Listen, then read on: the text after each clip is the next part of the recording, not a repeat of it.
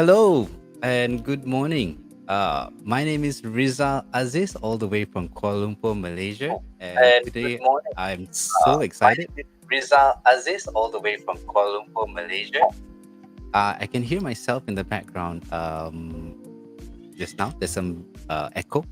All right, no worries. And I want to say a big thank you to Coach Love for bringing me onto the program, Epic Understanding. It is definitely an epic moment for me because I haven't been interviewed by someone from the US. And to be part of this particular campaign, we're talking about Global Positive Masculinity Campaign. And it's an amazing campaign to talk about, positive masculinity. I've never heard about it before, and I had to do some research. And Coach Love, asked me what topics I want to talk about. Imperfection. That is something that is very close to me. And I want to share with you how imperfection impacted my life, how I rose from the height of suicide. Now, I want to bring you back to the time when I was working in Japan. It was around 2013. I was there for about 7 years already, and I got promoted into a senior management role. Things were all rosy, good pay, good team members, everything was fast paced. I was enjoying it. Then suddenly, I hit a roadblock. Things weren't working out so well, high expectations, relationships were bad at home and at work. And, you know, I've been putting so much expectations on myself. Business was so good that business rose and expect a lot of people were hoping for me to be able to build on the business year on year. And there I was on the last train home on a cold winter in December. It was about 11:45 or so, and I remember that vividly. And I stood by the platform, at the edge of the platform, both my shoes, halfway out on the platform. I could already feel the subway or the train coming close because I can feel that wind coming towards you. And suddenly I heard a voice. It was the guy at the train station who called out my name and he said, "Hey, what are you doing there?" And that particular moment, it snapped to me that I was going to jump, and I just pulled back.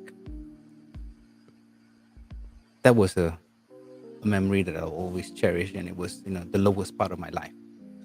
So what I did the next day was I actually went out and spoke to one of my bosses, and her name is Miss Umori, very kind lady. And she listened to my story and she told me, "Rizal, you're putting so much expectation on yourself. That's very bad. You shouldn't do that. You can't be this person that you want to be. You have so much high expectation. It's impossible to achieve." And she told me this one word that really meant something to me, which is called WabiSabi. And WabiSabi is a very unique term, and you probably need to look it up online and find out what the real meaning is. But what it means is appreciating the beauty of imperfection and transience. It got me thinking, wow, okay, there is beauty in imperfection. All this while, I was young and naive then. Everything was all about being on the ball, being able to achieve targets, push myself. And then I'm a leader now. I'm the leader of the family. I'm a father, and I should be able to do all this. I can see it all around me. But the reality is, I was blinded. I thought that I can do everything. I was Mr. Do It All, but it's not the case. So Wabi-Sabi taught me to really look into myself and understand where my imperfections are. And that has helped me change my life. So what I do now these days is I do speaking and I do corporate training. And I help develop new leaders. And I tell them the same thing that I went through, which is I wanted to commit suicide. I struggled because I had so much expectations of myself.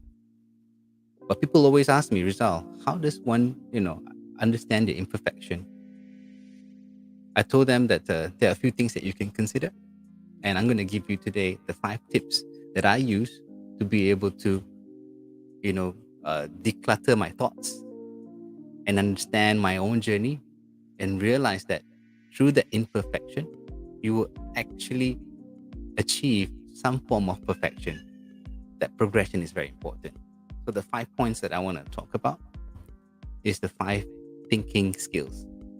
So one, throughout your journey, whenever you're facing struggle, always look at time. You are always an individual that moves through time. You go through the past, you go to the present and the future. If at any one point you feel that you're stuck, pick up a coin, an old coin, look up on the date, and remember back, wow, at this particular moment in time, what was I doing? What was the toughest thing that I went through? And then look back. Have you moved on from that particular moment? It was tough before, but those experiences, did it change who you are? Bring back to where you are now and compare it. And I find that very refreshing. So, number one is time. Number two, location. Simple. In our lives, in our careers, we definitely move. Well, it doesn't necessarily mean that you move to different countries, different locations. You could have moved positions in the office, you could have moved different departments, or you can move to different companies and whatnot. In our journey to understand imperfection and to understand the struggles that we go through, just look back to the journeys that you went through. I always look back to my past. Whenever I was struggling, I knew that in my life, anything that happens to me, I'll be moving to different locations, and I will be reviewing what happened in those particular locations or the places that I've been. It helped me shapes my thought and my own issues that I know. So that you need to know in terms of location where you have moved and where you have progressed. The third one that I thought is very interesting is about knowing your environment. I always tell people that if when you're in a moment of struggle and when you're not sure what's happening, try to see whatever that is around you and understand what is happening within the environment that you're in. So when I was struggling at work, I always thought that I am living in a world where it's fantasy land. I think that I could do a lot of things, but the reality is I didn't know, what I did impacted different peoples within the organization, different departments. I didn't know that I had people that I can reach out to and ask questions because I was blinded and I thought that I can do everything. So it's very important to know what is around you and how does these things be impacted by you. And after that, another one, fourth, uh, fourth suggestion on how for you to manage your imperfection is the ability to zoom in and zoom out. Being able to see things from a different perspective. I like to call it the eagle eye. What I had during my time in Japan was I was so focused with myself, what I was intending to do, what the expectations were on me, but I was not able to see it from a different perspective. I was not able to see that actually I'm quite lucky in my particular role. I was able to impact lives. I was able to make changes and I didn't see that. I was always focused on the things that it was in front of me, the screen, the reports, the people that I work with, and that's it. If I will be able, I was able to be able to zoom out. Hey, actually, in my role, I was able to bring people from different parts of the world to come to Japan. I was able to speak to different people from different countries and learn about them. And I really discounted that fact.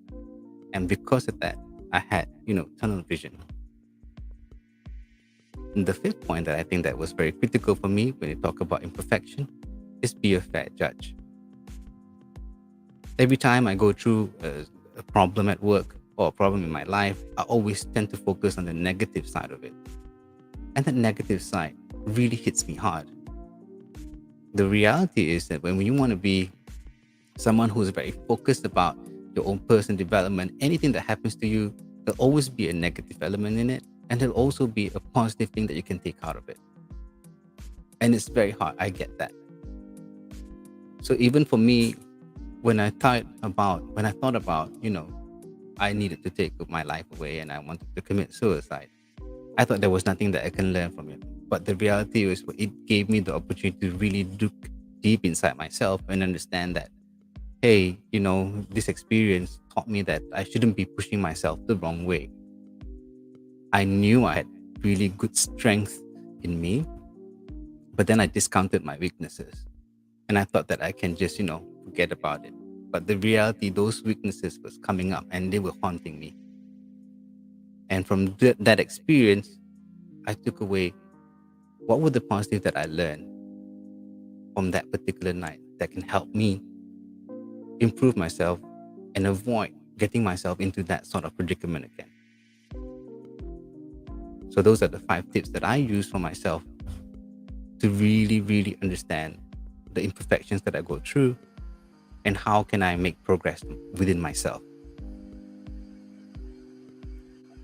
And the Thank last you. point that I and the last point that I wanted to share is that there's this word in Japanese called kokoro, and kokoro means heart. And my former boss told me that, Rizal, whatever that you do, you always have to put your heart in it. And if you look at the Japanese writing of the word kokoro, heart, it looks like a tiny little hook. And it's important that if you want to achieve what you want to achieve, is you got to put that hook on your passion and your belief and your values. And sometimes when you put that effort in there, it will definitely bring you somewhere. And throughout that journey, you will definitely struggle. And never discount the imperfections and the difficulties that you face when you're trying to make your way through that journey. That will just make you a better person by learning from the imperfections that you go through. That's all from me. And I'm going to bring back to Erica. Thank you so much, Rizzo.